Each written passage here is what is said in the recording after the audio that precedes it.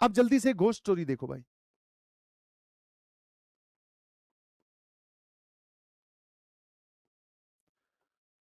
अभी हमारी चल रही है समर वेकेशन, तो ये कहानी है मेरे बचपन की समर वेकेशन की ही।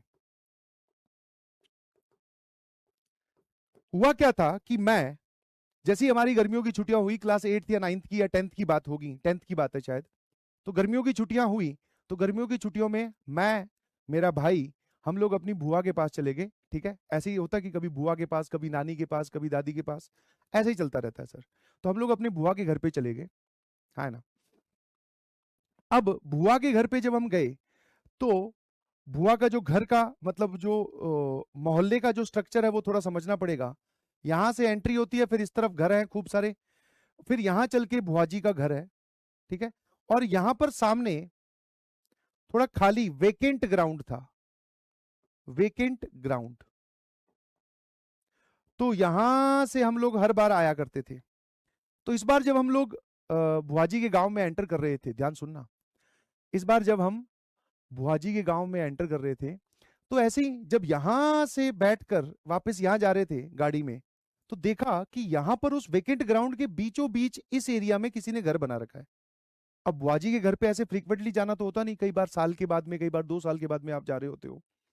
तो मैंने जब मन में, मैंने और भाई ने देखा, तो हमारे मन में यही आया कि यार हमारा ये ग्राउंड किसने खराब कर दिया। अच्छा भला हम लोग इधर ही खेलते थे क्रिकेट, है ना, क्रिकेट हो गया या फिर वो हो गया पिट्ठू हो गया और वो सब गेम।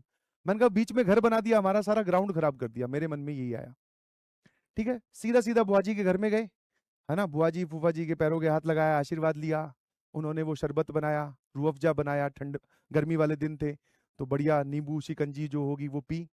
अब जो बुजुर्ग लोग हैं, जो पापा मम्मी और वो सब, तो आपस में बातें करने लग गए। मैं, भाई और बुआ जी के जो बच्चे थे, लड़के, हम आपस में देख रहे कि भाई चलेंगे मस्ती करने, इसी के लिए तो इकट्ठे हुए हैं। भाई हम लोग शिखर दोपहर में, ठीक है, अच्छी भली गर्मी पड़ रही थी, हम लोग पहुंच गए यहाँ पर खेलने, है ना। बैट बैट उठाया, किल्ली विल्ली उठाई, सीधा हम लोग वहां पहुंच गए, है ना। समझे कि नहीं समझे। तो हम लोग जब यहाँ पहुंचे, तो हमने गेम खेलना स्टार्ट किया, और इतनी एक्साइटमेंट थी, इतना एड्रेनलिन रश था, आप जानते ही हो कि भाई जब सिबलिंग्स इकट्ठे होते हैं तो भाई खेल चल रहा है, इधर से जो इधर से वो होते ना, चिल्लर पार्टी छोटे मोटे, और वो भी इकट्ठे हो गए, बढ़िया क्रिकेट का जो है वो गेम चल रहा है। अब क्या हुआ कि मैं बैटिंग कर रहा था, और ये जो बाकी चिल्लर पार्टी इकट्ठी हुई थी वो छोटी छोटी थी, मैं उनमें सबसे बड़ा था। तो मैंने भाई एक शॉट मारा और बॉल चली गई इस घर के अंदर। ठीक है, बुआजी का जो लड़का है वो जाकर बॉल ले आया, फिर हम खेलते रहे खेलते रहे। एक बारी बॉल घर के अंदर गई थी, और वो भी प्रॉपरली अंदर नहीं गई थी, अपने आप ही बाहर आ गई, या पता नहीं वो ले आया। हम खेलते गए, शाम हो गई, और क्रिकेट का गेम जो है वो तभी बंद होता है जब एकदम भगवान अपने वाली लाइट बंद कर ले, दैट इज सूर्यास्त हो जाए। तो फिर हमने कहा कि भाई अब कल खेलेंगे, आज इतना बहुत है, वापस घर चले गए।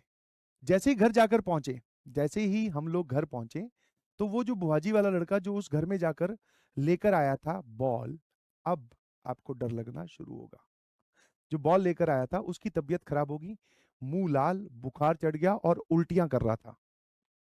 ठीक है, तो सबने तो पहले ऐसे ही समझा कि भाई कुछ बीमारी या कुछ ऐसी तबीयत खराब होगी होगी।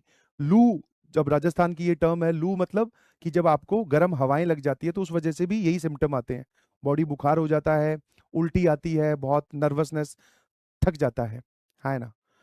बट फिर उसको दवाई ववाई दी, लेट दिया, पर उसका बुखार नहीं उतर रहा था। अब बुआजी जो है वो पुरानी गांव की औरत है, तो ऑब्वियसली उनको पता है ये सब चीजें। तो बुआजी ने हमसे पूछा कि उस घर में आप लोग गए थे क्या। तो एक तो हमने डिफेंसिव जवाब दिया, मैंने कहा यार घर में हम गए भी नहीं, वैसे भी बॉल गई थी एक बार, वो अपने आप आ गई थी, या ये जाके लाया था गेट गेट से, मन में सोच रहा था। मैंने कहा नहीं, हम बुआ जी हम लोग घर में नहीं गए, क्यों जाना है।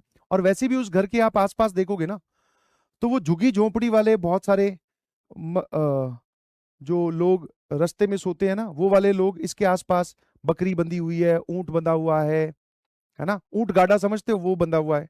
तो हम लोग गए भी नहीं अंदर। मैंने कहा नहीं गए। बुआजी ने एक बार और दबाव देकर पूछा कि सही सी बताओ कि उस घर में गए थे क्या। मैंने कहा नहीं।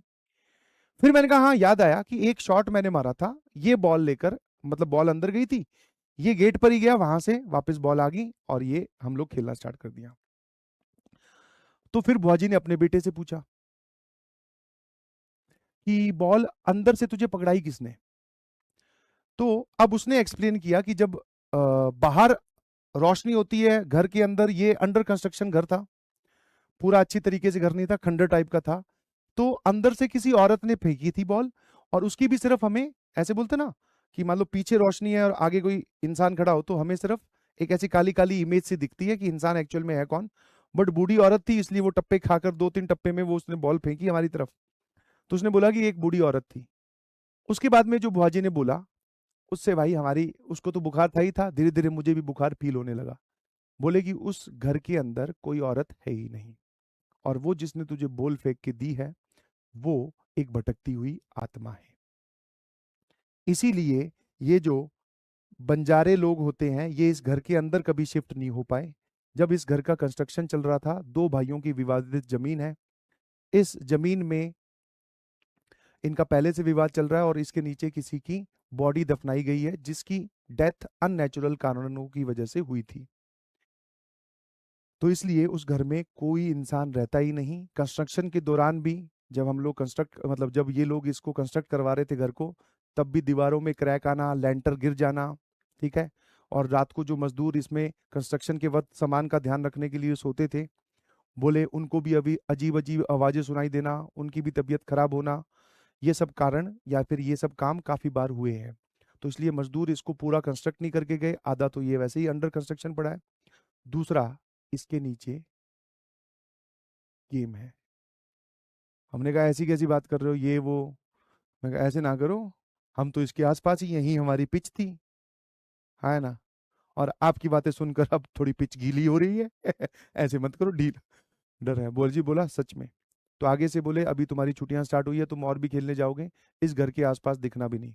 मैं कहा दिखना नहीं? हम कहो तो दूसरे गांव जाके खिलाया करेंगे, गांव 2, इसमें बिल्कुल नहीं दिखेंगे, दिस इज फॉर श्योर। तब बुआजी ने फिर उसको थोड़ी विभूति जो होती है, थोड़ी समझते हो विभूति, जो अपने पूजा स्थल में रखी होती है, थोड़ी वो दी, हनुमान चालीसा का पाठ किया, तब जाकर थोड़ा अगले दिन जाकर उसकी तबीयत ठीक हुई। तो भाई ये जो घर था ना, बहुत ही डरावना घर था। मैं कहा लो भाई, समर वेकेशन तो एकदम उसने सेट कर दी है। समझ में आया? तो ये एक छोटा सा हॉरर इंसिडेंट था, जिसमें अब भूत होते हैं कि नहीं होते हैं तो आप जाकर देख सकते हैं, ठीक है। हाँ, और बुआ का घर मतलब, हाँ वही आरजे बुआ।